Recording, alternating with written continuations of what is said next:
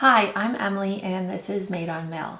In today's video, I will be showing you how to take quilting cotton scraps. You can thrift it, or it could be your quilting scraps perhaps, and to create a really cute napkin. So to get started, you will need to cut up your cotton fabric into squares. So this can be any size. You could create a cocktail napkin size or a larger dinner napkin size.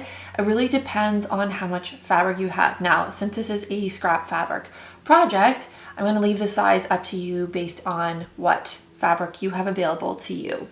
You'll also need to cut strips to create the binding around the perimeter of the napkins.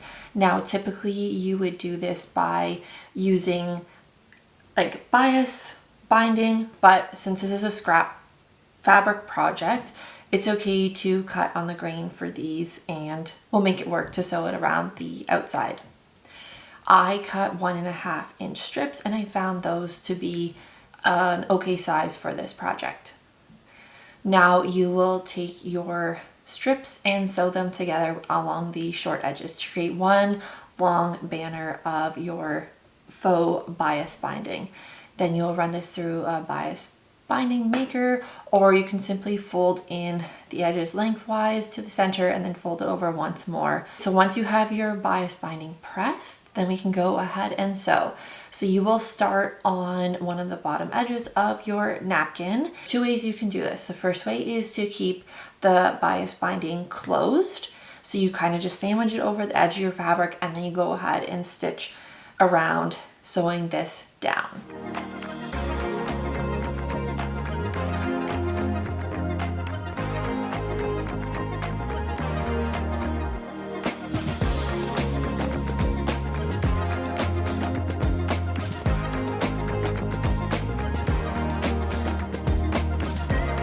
Once you get to your corners, I found it easiest to fold back my napkin fabric and then focusing on the binding, I fold it in the bottom piece of the binding about 45 degrees, and then I folded the same portion of the bias binding back over on itself to kind of create this corner here. Then I put the napkin corner back in along that bias binding where I made those folds, and then I folded the top over again, and the top will kind of sit naturally where you've made those folds, and then go ahead and fold the bottom of the bias binding back up over the edge of your napkin. So you're going to continue this method for all sides and the corners. When you get back to the beginning of your binding, you will cut your binding a little ways past the binding that's already been sewn down. Then you will unfold the binding that you've pressed. You will fold in the shorter edge and then refold the binding into those pressed lines. Then you'll go ahead and sandwich that binding right over your napkin edge and then finish that stitching line.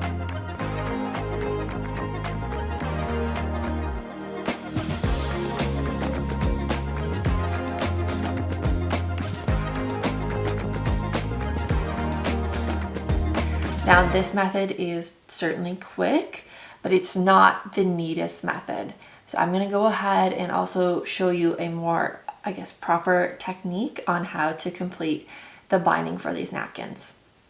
All right, to make a more neater napkin using the same binding method, so you will again cut your fabric out, cut your binding strips, sew those together, get them pressed and ready to go. What you will do here is actually unfold your binding. Then you will go ahead and stitch along that first binding fold while you have the binding lined up to the edge of the napkin with right sides facing. So you'll go ahead and stitch this down. Now when you get to the corners, you will continue your stitching line off of your napkin, and then you'll cut your thread and you'll restart your stitching line once you have folded the bias binding at a 45 and then fold it back onto itself and continue your stitching line.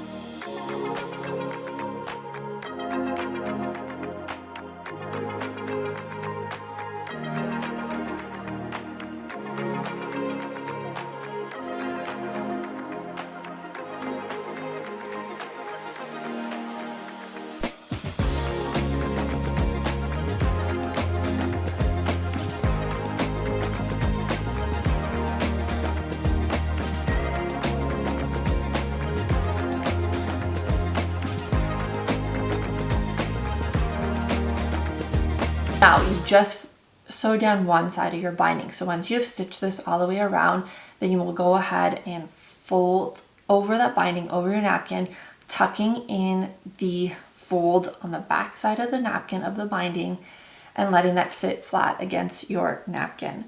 Now you'll need to stitch down the binding to the back side of the napkin so that it's secured. So how I like to do this is finding the stitch line between the napkin and the binding on the front side of your work. So you'll find that ditch, that stitch line, that seam that you've created, we're calling it the ditch. And so you will then stitch in the ditch, but you'll want to make sure that the binding on the back side is being caught by this stitching line.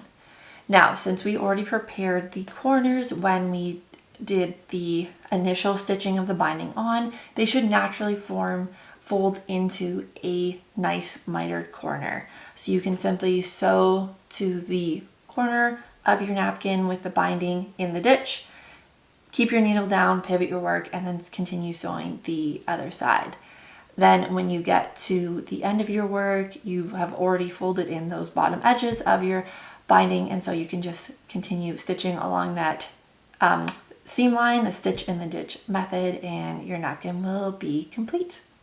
I think these make an excellent gift. They're a great stash buster. If you don't have enough fabric to make a full set of napkins, then I suggest just getting a few pieces of fabric that coordinate and you think look good together. If you're a quilter, you probably have a lot of fabric that pairs well nicely with each other, and so you can create a coordinating set but that doesn't match. And then you can really tie it in with the napkin ring holders. If you're looking for other crocheted napkin ring patterns, I have a flower one available on my website and YouTube channel. There's a tutorial for it. I will link that. Otherwise, thank you so much for watching this video. I really appreciate it.